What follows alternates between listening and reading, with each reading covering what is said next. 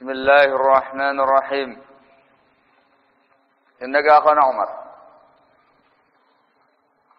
Al-ulama'u thalatha.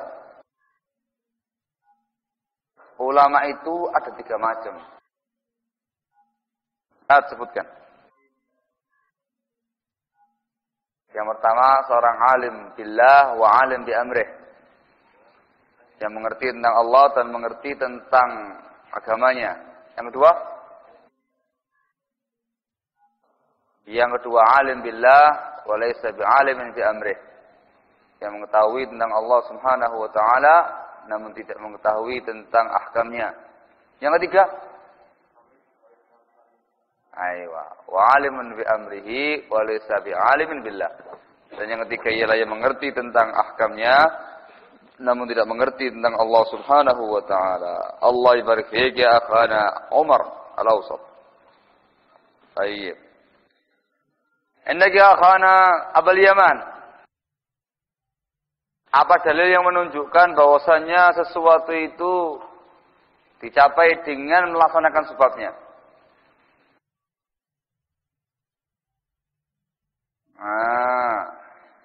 Zaka Umar as-Saghir. Innaka Umar as-Saghir. Sesuatu itu tercapai dengan melaksanakan sebabnya. Kau ya akhi, fa innamal a'malu binniyat. Allahul musta'an. Zaka Yahya Abu Sa'id. Andak. Aywa, dari kalimat innamal ilmu bitta'allum.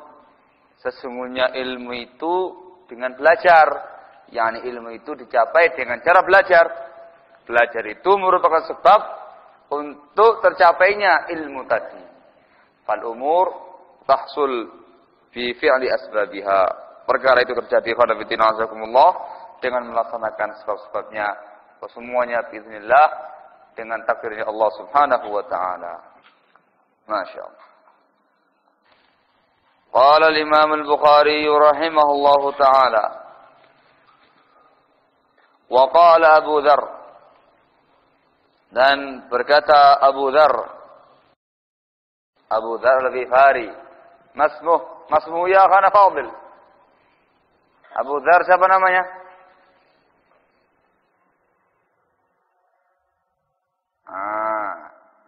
Ada Wahyu. Ada Luqman. Abu Dzar yang ngerti namanya, Masya Allah, sahabiyun jalil ya akhi. Ayub. Allah musta'an. Abul Yaman, tersenyum dia. Aywa, Jundub bin Junadah. Masya Allah. Allah ibarik fik ya akhana Abul Yaman. Kata beliau radhiyallahu ta'ala anhu, law wada'tum simsamata ala hadih. Kalau seandainya kalian meletakkan as-samsamah. As-samsamah yaitu as-saiful maslul, as-sarimul maslul. Pedang yang terhunus, yang tajam. Tamam, sekali ayun gelundung kepalanya. Itu samsamah. Kalau seandainya kamu meletakkan samsamah, pedang yang tajam itu, ala hadhihi, di atas ini, wa asyara ila qafah, dan beliau menunjuk ke arah tengkuknya, ke sini. Agar kalau kamu taruh pedang tajam itu di atas tengkuk saya, tsumma dhanantu, kemudian saya mengira, anni unfidhu kalimatan, bahwa saya memungkinkan untuk menyampaikan satu kalimat, sami'tuha minan nabi sallallahu alaihi wasallam, yang saya dengarkan kalimat tadi dari Nabi sallallahu alaihi wasallam, qabla an tujizu alayya, sebelum kalian penggal leher saya, la anfattuha, niscaya akan saya sampaikan kalimat tadi. Paham ya? Cepet-cepetan. Misalkan itu samsamah mau diayunkan di tengkuknya beliau radhiyallahu anhu. Masa pengayunan tadi, misalkan pedang diangkat ke atas, hendak diayunkan ke tengkuknya beliau. Ada senggang waktu sedikit ya. Agak. Kalau senggang waktu tadi itu memungkinkan saya untuk menyampaikan satu kalimat saja yang saya dengarkan dari Nabi SAW sebelum gelundung kepala saya, ini saya akan sampaikan kalimat tadi. Masya Allah. Wa dhafana fitina azakumullah fihi al-ijtihad wal hirs ala tablighil ilm. Sungguh-sungguh dan bersemangat untuk menyampaikan ilmu. Menyampaikan ilmu. Hadisnya Rasulullah sallallahu alaihi wa ala alihi wasallam. Masya Allah. Wa dhaqana fitina azakumullah, selaras dengan sabda Rasulullah sallallahu alaihi wasallam, "Ballighu anni walau ayah." Sampaikan dari aku walaupun satu ayat. Wa dhaqana fitina azakumullah, menyampaikan ilmu. Menyampaikan ilmu. Sehingga yang dia sampaikan ialah ilmu. Sehingga dakwah dia adalah ilmu, di atas ilmu, bukan di atas kejahilan. Naam ya ikhwan. Wa aidan ikhwan fillah azakumullah, semangatnya para sahabat radhiyallahu taala anhum ajma'in untuk menyampaikan ilmu agama ini kepada umat-umat yang setelahnya. Para sahabat ikhwan fillah azakumullah udul, orang-orang yang adil. Humun naqalatul akhbar, mereka itulah para penukil-penukil hadisnya Rasulullah sallallahu alaihi wasallam. Demikian semangatnya mereka menyampaikan ilmu ini. Sehingga ikhwan fillah azakumullah, semua yang mereka dengar dari Nabi kita Muhammad sallallahu alaihi wasallam mereka sampaikan kepada umat yang setelahnya, kepada para tabi'in. Sehingga para tabi'in, generasi yang setelahnya itu menerima agama itu utuh, murni sebagaimana disampaikan oleh Rasulullah sallallahu alaihi wasallam. Demikian pula para tabi'in juga punya semangat yang tinggi untuk menyampaikan hadisnya Rasulullah sallallahu alaihi wasallam kepada generasi yang setelahnya lagi. Sehingga generasi yang berikutnya juga demikian menerima agama itu dengan utuh, dengan sempurna, sesuai dengan yang disampaikan oleh Rasulullah sallallahu alaihi wasallam. Wa hakadha.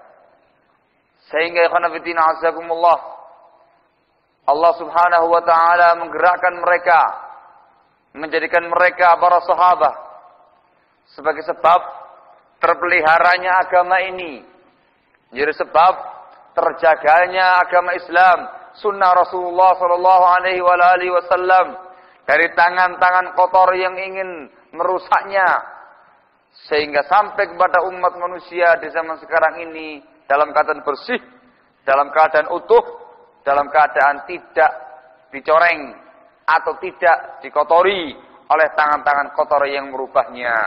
Wa hadza azakumullah, ialah sunnatullah, ketetapan dari Allah Subhanahu wa taala, pelaksanaan janji Allah Subhanahu wa taala dalam Al-Qur'an, "Inna nahnu nazzalna dzikra wa inna lahu lahafizun." Sesungguhnya Allah Subhanahu wa taala yang menurunkan az-zikr, yaitu Al-Qur'an dan juga sunnah Rasulullah sallallahu alaihi wasallam, dan sesungguhnya kamilah yang akan menjaganya.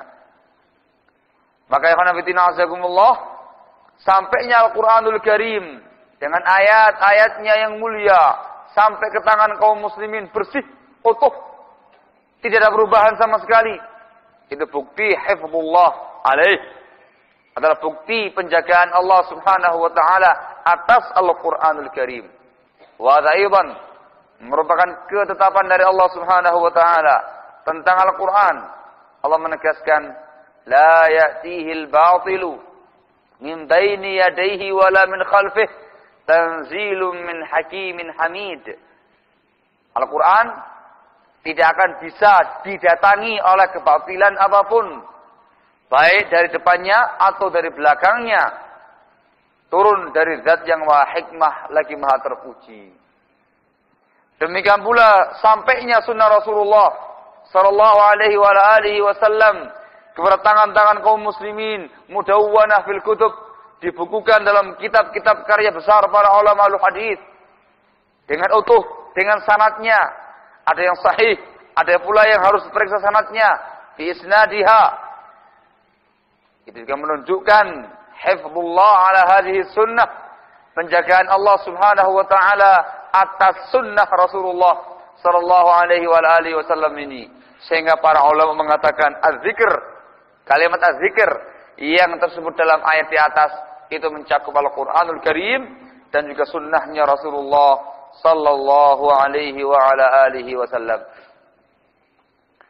Asar ini, asarnya Abu Dzar tadi, khanafitina azzakumullah, menunjukkan kepada kita pula bahwasanya dalam menyampaikan al-haq, dalam menyampaikan al-ilm, itu ada rintangannya, ada gangguannya, dan butuh pengorbanan. Paham ya? Butuh pengorbanan. Tidak mulus. Tidak mulus seperti jalan tol. Tidak ya ikhwan. Tetapi orang-orang yang menyampaikan sunnah Rasulullah sallallahu alaihi wa alihi wasallam dengan seutuhnya di tengah-tengah masyarakatnya, itu pasti dan pasti akan menghadapi yang namanya rintangan. Pasti dan pasti akan menghadapi yang namanya cobaan. Dan itu berarti pula ya khanafitina azakumullah, dituntut dari orang-orang tadi yang menyampaikan kebenaran, dituntut untuk berkorban. Tamam? Maka berkorban itu dengan jiwa dan raga, berkorban dengan harta benda, berkorban dengan pikiran. Wah kata ya. Wa aidan, ini juga ya khanafitina azakumullah, sunnatun min sunanillahi ta'ala, merupakan ketetapan, ketentuan dari Allah Subhanahu wa ta'ala. Allah Subhanahu wa ta'ala menerangkan dalam Al-Quran, wa kadzalika ja'alna likulli nabiyyin syayatinal jinni wal aduwan syayatinal jinni wal ins yuhi ba'duhum ila ba'din zukhrufal qawli ghurura. Dan demikianlah kami jadikan untuk masing-masing nabi seorang musuh. Musuh dari kalangan setan jin dan setan manusia. Di mana masing-masing mereka, setan jin dan setan manusia tadi, saling mewahyukan satu dengan yang lain ucapan-ucapan yang menipu, ucapan-ucapan yang indah yang menipu. Demikian pula ucapannya Waraqah bin Naufal. Waraqah bin Naufal kepada Rasul sallallahu alaihi wa alihi wasallam tatkala beliau menyampaikan kepada Waraqah apa yang beliau lihat di Gua Hira. Waraqah mengatakan, "Duhai kiranya aku pada waktu itu masih muda," ini maknanya, masih muda, sehingga pada waktu kaummu mengusir kamu dari tempatnya, dari tempat kamu, sehingga aku akan membela kamu. Aku akan membela kamu dengan pembelaan yang sangat kuat.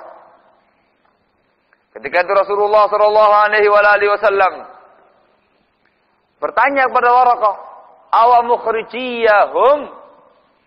Apakah mereka kaumku, yakni orang-orang Quraisy, bakal mengusir saya?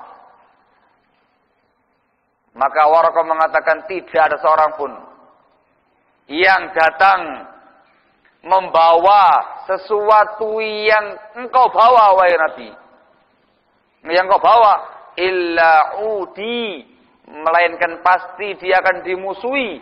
Wa fi lafdhin illa udhi, melainkan dia pasti akan dianiaya, dia akan diganggu, dia akan dirintangi. Maka dari sini khanafitina azakumullah, ini merupakan taufiah, ini merupakan persiapan bagi para du'at ilallah, para da'i ilallah, supaya mereka tahu bahwasannya ketika masuk dalam medan dakwah, masuk dalam medan laga dakwah ilallah, itu pasti dan harus siap untuk diuji, harus siap untuk dirintangi, harus siap untuk dimusuhi. Dan ini semuanya khonafittina azakumullah tasliyah, hiburan untuk kaum mukminin, hiburan untuk orang-orang yang menjalankan sunnah dan yang mendakwahkannya.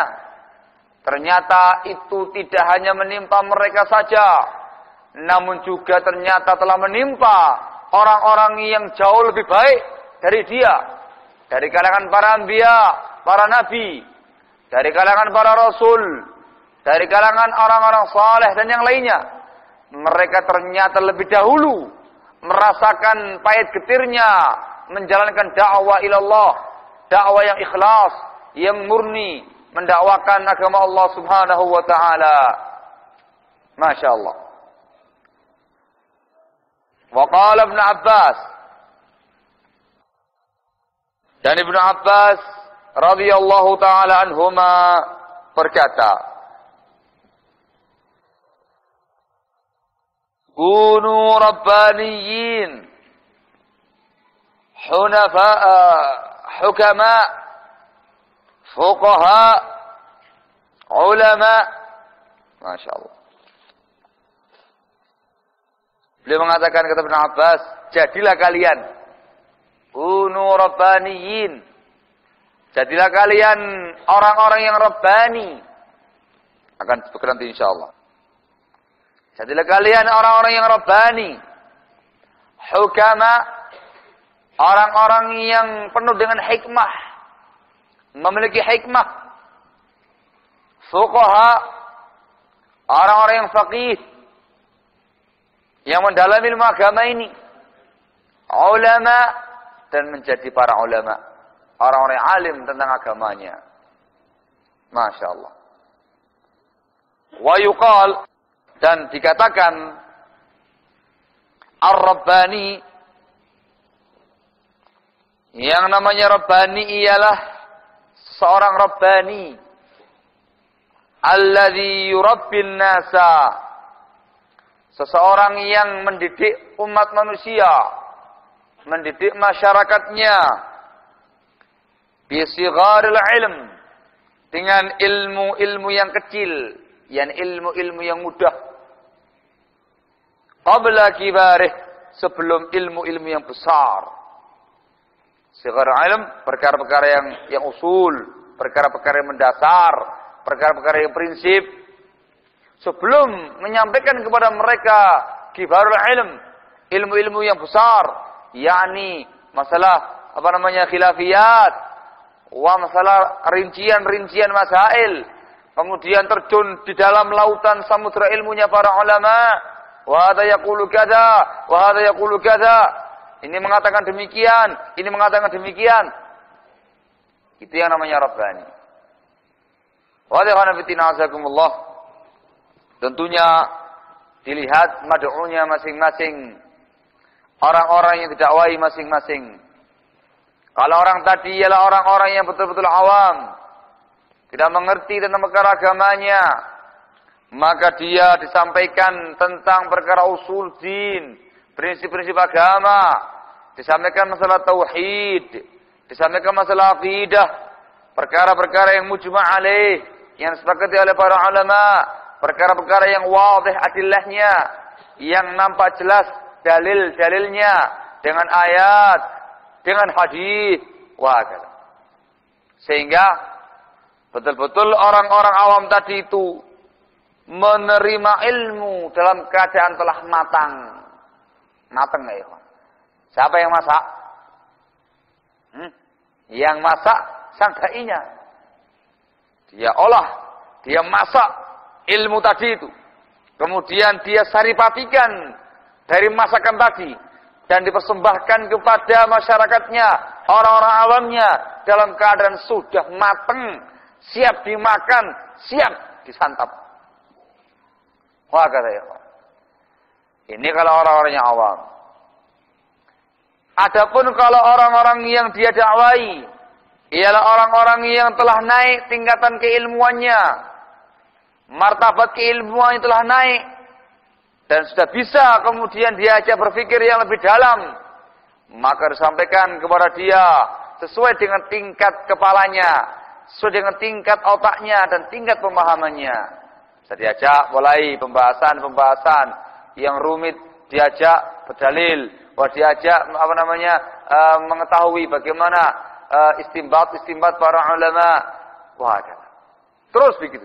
Masing-masing sesuai dengan keadaannya sendiri-sendiri. Allahul musta'an. Ini khanafitina azakumullah. Menunjukkan kepada kita bahwasannya yang namanya seorang dai Allah itu harus memiliki bekal ilmu yang mumpuni, bekal ilmu yang mapan. Nah, kalau kemudian dia jahil, baru keluar dari sawahnya, biasa nyangkul di sawah, ngertinya pupuk urea, pupuk kandang, pupuk sapi, ngertinya cangkul, merek ini, merek itu, tahu-tahu khuruj, diajak keluar dakwah katanya 3 hari, atau sepekan, atau sebulan, atau 40 hari, disuruh bayan, ngasih penjelasan. Nah, kira-kira apa yang bakal dia sampaikan kepada mad'unya, kepada umatnya? Ya bakal menyampaikan yang namanya persawahan. Akhirnya ya kan. Nah, seseorang yang biasa ngurusi pemain sepak bola, pelatih sepak bola, ngurusi strategi tempur menjebol gawang lawan, disuruh ceramah, disuruh menyampaikan ilmu agama, kira-kira apa yang dia sampaikan? Dia pasti akan berbicara masalah bola. Dia akan mengatakan bola itu adalah bundar. Ya kena ke biyen bener.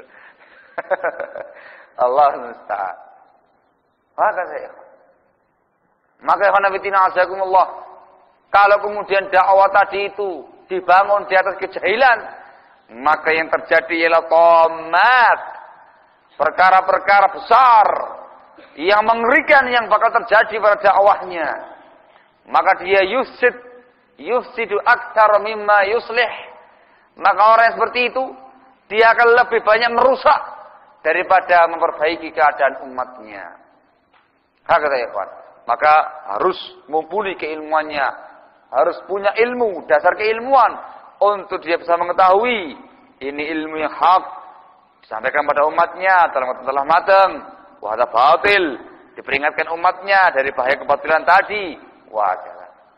Ini semuanya khanafitina azakumullah, sekali lagi sumbernya cuma satu, yaitu menunjukkan fadlul ilm, keutamaan ilmu syar'i, tamam ilmu kitab was sunnah. Allahul musta'an. Baik, ada yang bertanya, bolehkah kita mengambil ilmu pada ahlul bid'ah dan sejenisnya? Dan apakah ada batasannya? Baik. Untuk di zaman sekarang ini, khanafitina azakumullah, tidak diperkenankan untuk mengambil ilmu dari ahlul ahwa'i wal bid'ah atau orang-orang yang sejenisnya, ashabul riyab, orang-orang yang masih meragukan, atau ashabul inhirafat, orang-orang yang menyimpang prinsipnya, yang menyimpang akidahnya, yang menyimpang manhajnya. Mayajuz. Walai khanafitina azakumullah, yang diwanti-wanti oleh para ulama kita dulu maupun sekarang. Maqalah masyhurah, ucapan yang sangat masyhur dari imamun min a'immatit tabi'in, salah seorang tokoh tabi'in, al-Imam Muhammad bin Sirin rahimahullahu taala menyatakan, inna hadzal ilma dinun fanzuru amman ta'khuduna dinakum. Sesungguhnya ilmu ini ialah agama, maka lihat dari siapa kalian mengambil ilmu agama ini.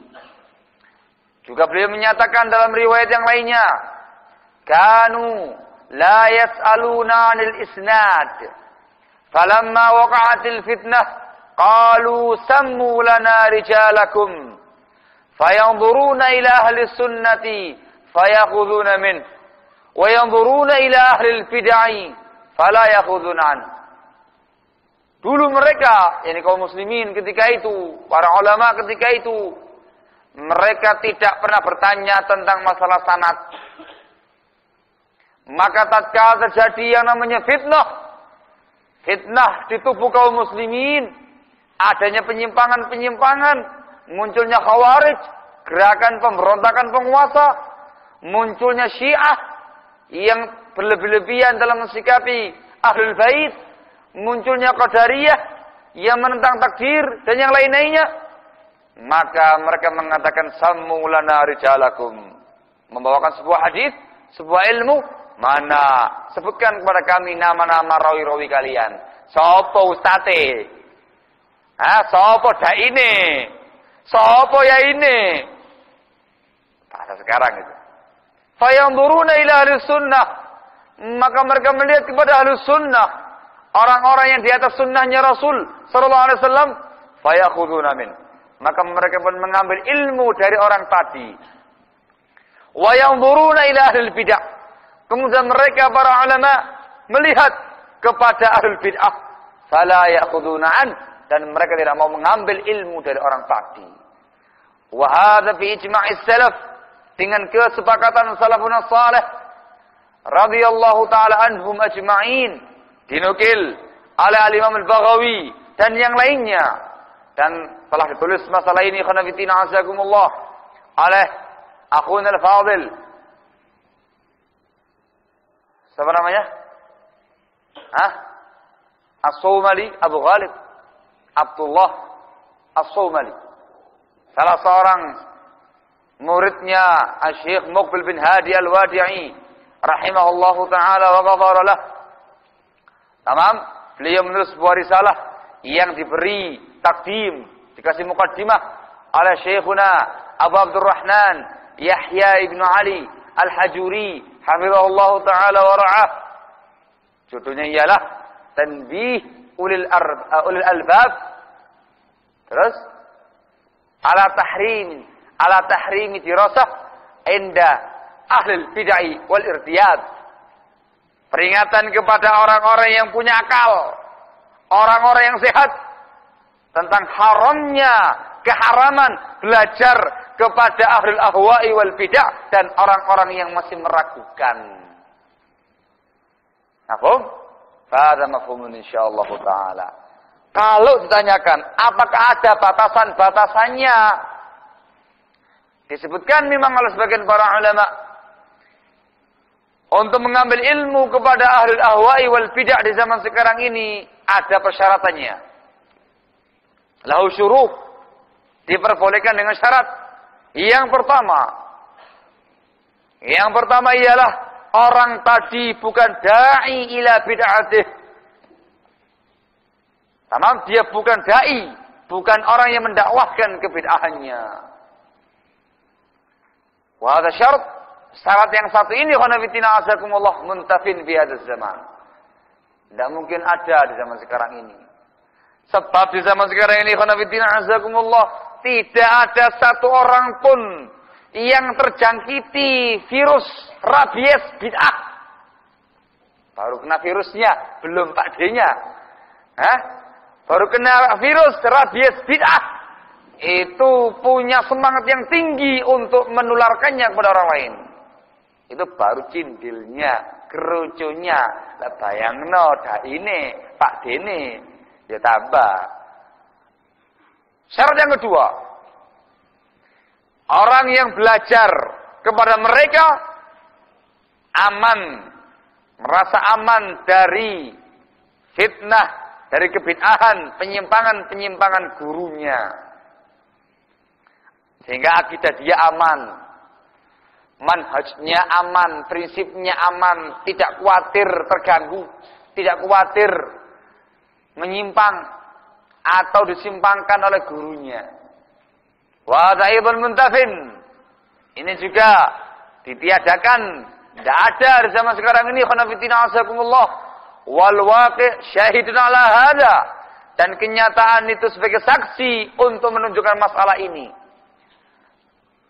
Tidak ada seorang pun yang masuk ke tempatnya ashabul ahwa'i wal bid'ah untuk belajar kepada mereka melainkan langsung dicelup dengan warnanya mereka. Kalau ahlul bid'ahnya warnanya abang, langsung dicelup warnanya merah juga. Kalau ahlul bid'ahnya warnanya kuning, langsung dicelup jadi kuning juga. Illa man rahimahullah, kecuali yang dirahmati oleh Allah Subhanahu wa taala.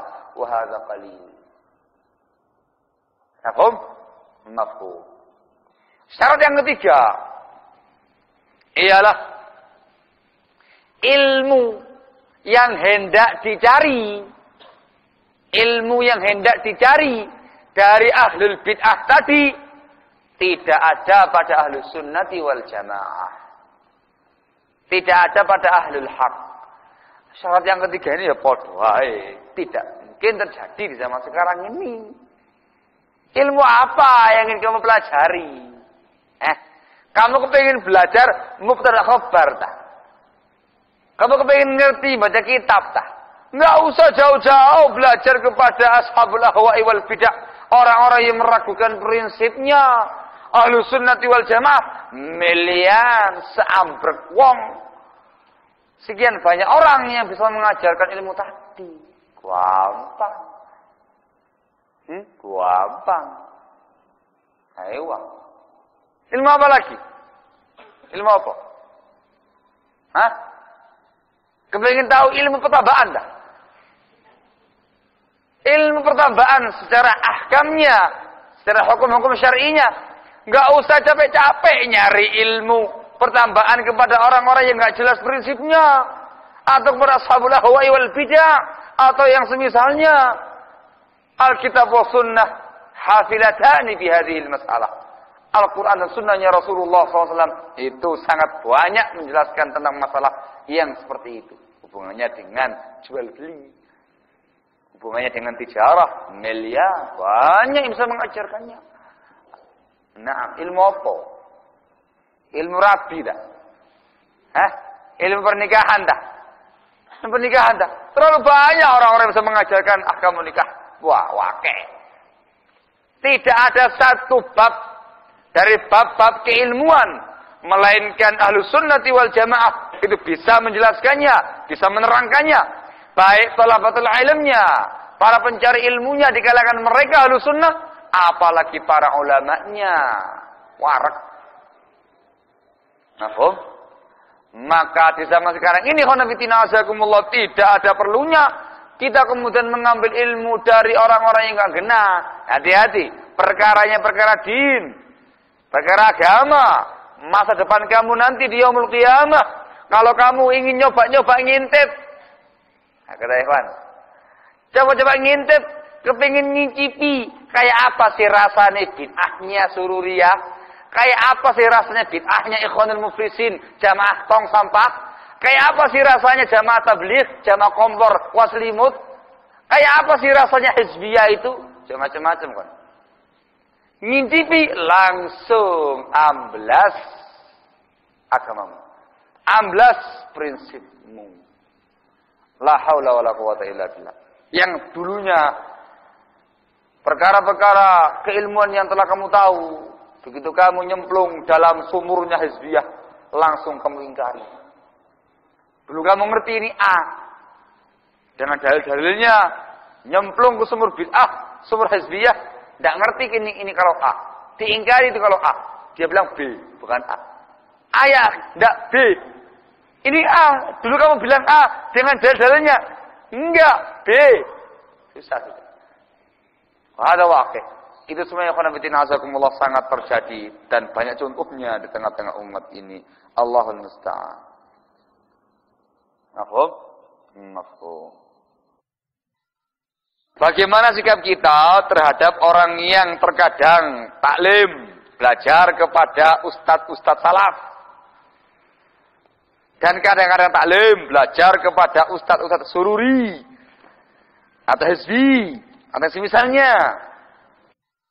Ketahuilah ya ikhwan, supaya antum tahu bagaimana bobroknya prinsip yang seperti ini. Kamu tahu? Orang-orang yang seperti ini, khonafidina azakumullah, ialah Diistilahkan oleh para ulama dengan ahlu tajmi'. Orang-orang yang mengumpulkan semuanya, kepingin ngerangkul semuanya. Yang ini mau dirangkul, yang ini mau dirangkul, semuanya Allah dirangkul kabeh. Tidak peduli ini apa, ini apa. Orang seperti ini khonafidina azakumullah. Dinyatakan oleh al-Imam Al-Auza'i rahimahullah ta'ala. Namanya siapa ya? Al-Auza'i itu namanya siapa? Hah? Kunyanya siapa? Abu Amr. Namanya siapa? Amr bin Abdurrahman. Nah. Hah? Kau kembali ya? Abdurrahman bin Amr. La bas. Allah ta'ala sahil. Baik. Abdurrahman bin Amr, Abu Amr. Dia mengatakan, orang-orang seperti ini, khonafidina azakumullah, bil makna. Ialah seseorang yang hendak mengumpulkan, ingin menyatukan antara iman dengan kekufuran. Ingin menyatukan antara tauhid dengan kesyirikan. Ingin mengumpulkan antara sunnah dengan bid'ah. Ingin mengumpulkan antara ta'ah dengan maksiat. Nah, ya apa kira-kira orang kayak gini ini? Orang kayak gini nih, khonafidina azakumullah, dia kepingin makan gado-gado yang enak rasanya, zen, tapi nggak mau kayak begitu. Maunya dia dicampur tai kucing. Ya, kayak apa rasanya coba? Apa kemudian rasanya kayak gado-gado yang enak itu? Lah, rasanya iya tai kucing. Allahul musta'an, Allahul musta'an. Itu untuk menggambarkan ya ikhwan, bahwasanya yang seperti ini, ikhwan fillah azakumullah, itu perkara yang tidak bisa dilakukan. Tidak bisa berkumpul antara ahlul haq dengan ahlul batil. Tidak bisa berkumpul antara ahlul tauhid dengan ahlul syirik. Tidak bisa berkumpul antara ahlul sunnah dengan ahlul bid'ah. Ahlul ta'ah dengan ahlul maksiyah. Bagaikan air dengan minyak. Allahul musta'an. Paham ya? Maka kita mensikapi orang yang seperti ini, khonafidina azakumullah, dilihat orangnya. Kalau orang ini memang jahil, tidak mengerti kalau kiainya itu ialah orang-orang yang menyimpang, dikasih nasihat. Ad-dinun nasihah. Agama itu ialah nasihat. Dikasih tahu dengan cara yang baik, ya khana, hati-hati. Itu macan itu. Macan berbulu domba. Hati-hati itu.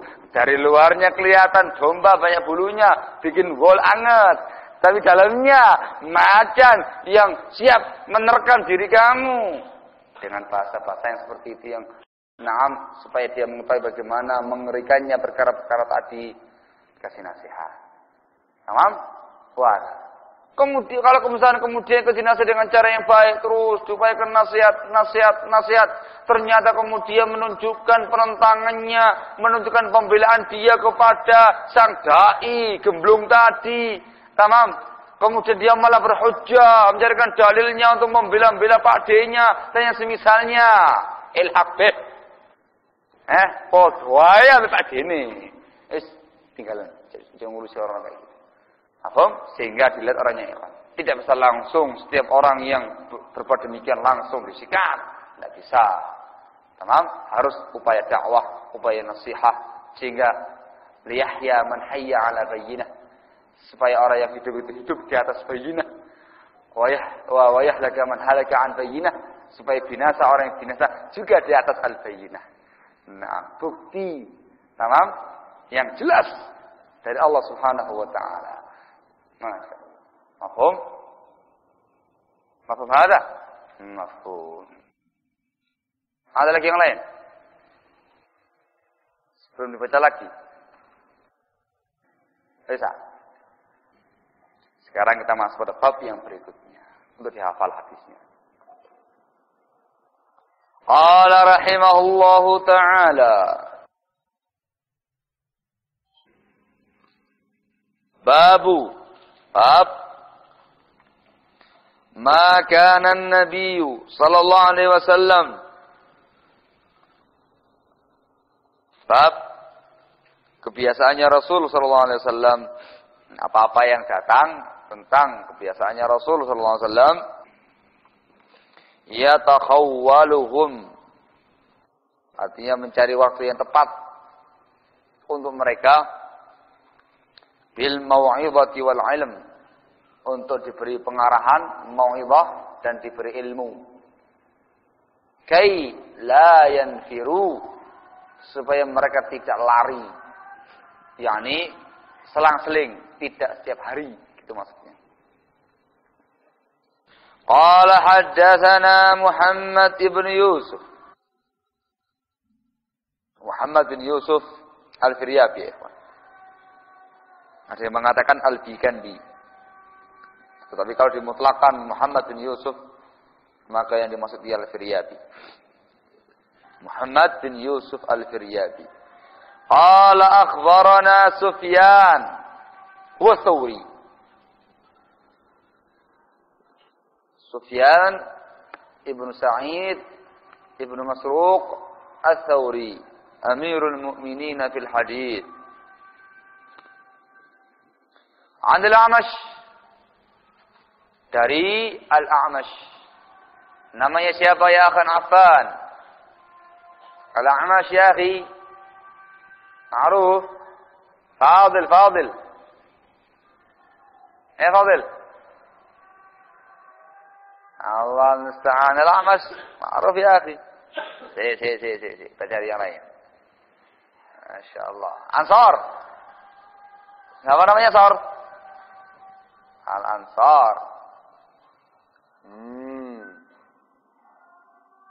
Ada ke Shu'aib? Siapa namanya? Nggak ngerti. Allah musta'an. Bilal. Iki aku takkan belas iki. Iki lah belas ini. Tenanglah. Ente jangan dulu lah. Carikan dulu. Luqman. Duh, kamu ngerti Luqman? Allah musta'an. Iya. Carikan. Siapa sing itu? Zahrul. Gede sembunyi di belakang. Harul, anda ya Harul? Hah? Allah musta'an. Nampak gitu loh, biar jangan sembunyi. Zawaya Qobaya itu namanya. Allah musta'an.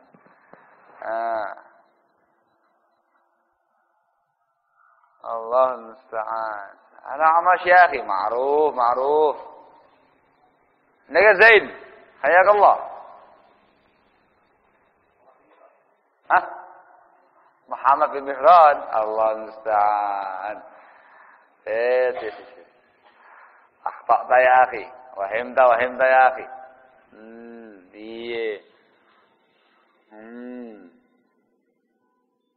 أنت عمر صغير. Orang ngerti. Allah المستعان. Abu Jabir.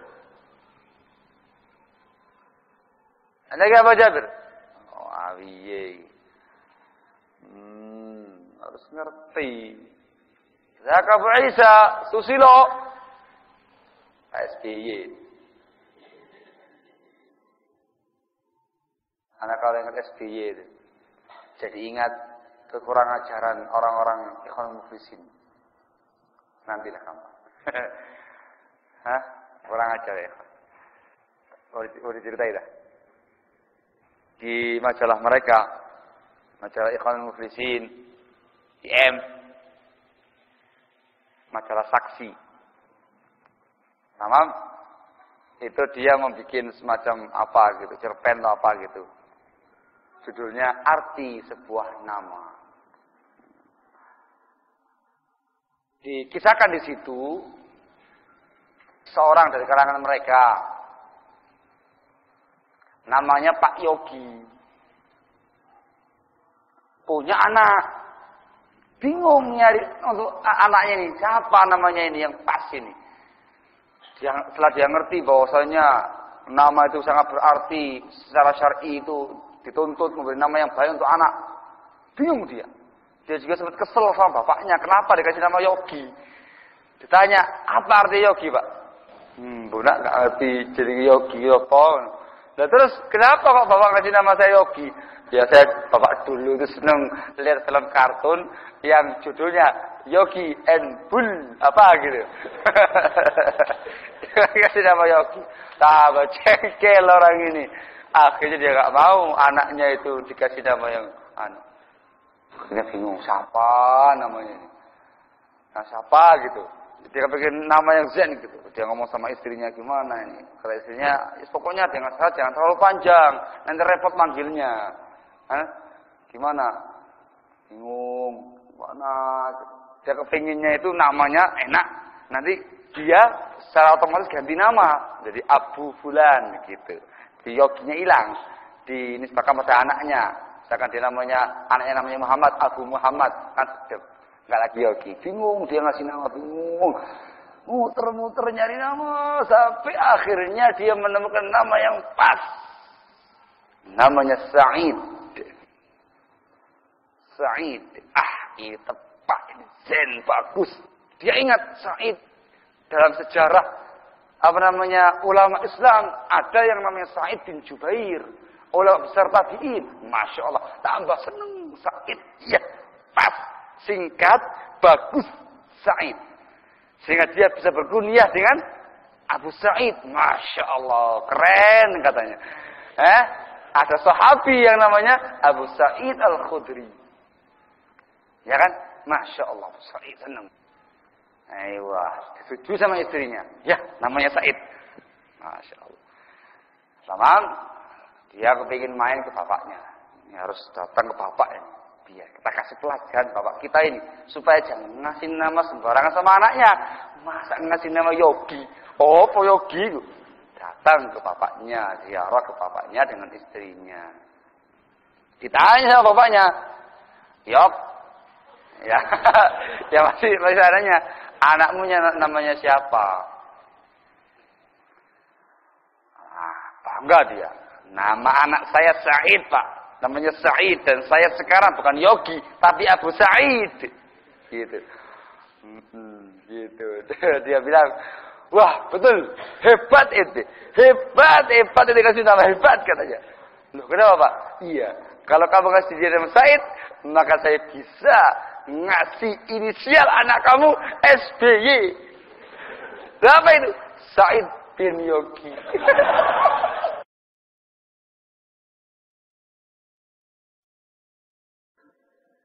Allahul musta'an. Kata ikhwan. Yakni betul-betul kurang ajarnya mereka ikhwanul muflisin. Paham? Betul-betul mempermainkan presidennya, bayangno. Apakah kurang ajar kayak gitu itu? Allahul musta'an. Allah. Gila-gila kepala kayak yoginya. Ada aja. Kena di SPY-nya. Allahul musta'an. Allahul musta'an. La haula wala quwata illa billah. Kata ikhwan. Itu satu bukti, Pas.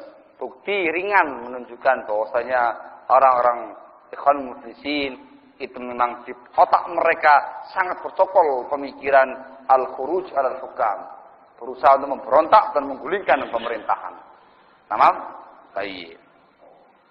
Al-Amashi ialah Anda Sulaiman.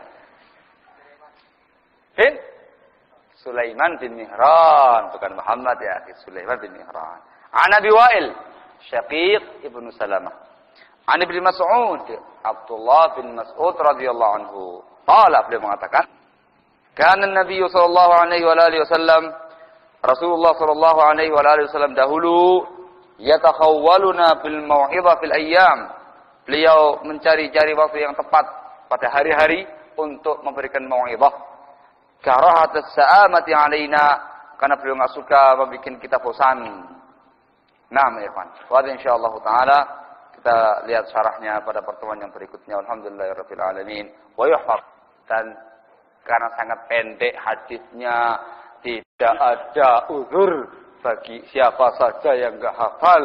Tolong pendek. Karena Nabi sallallahu alaihi wasallam yatakhawwaluna bil mau'izati fil ayyam karahat as-sa'amati alaina. Selesai. Pendek. Abul Yaman. Agak hafal insyaallah ya. Naam. Allah yabarik fikum. Subhanaka wa bihamdik. Asyhadu an la ilaha illa anta astaghfiruka wa atubu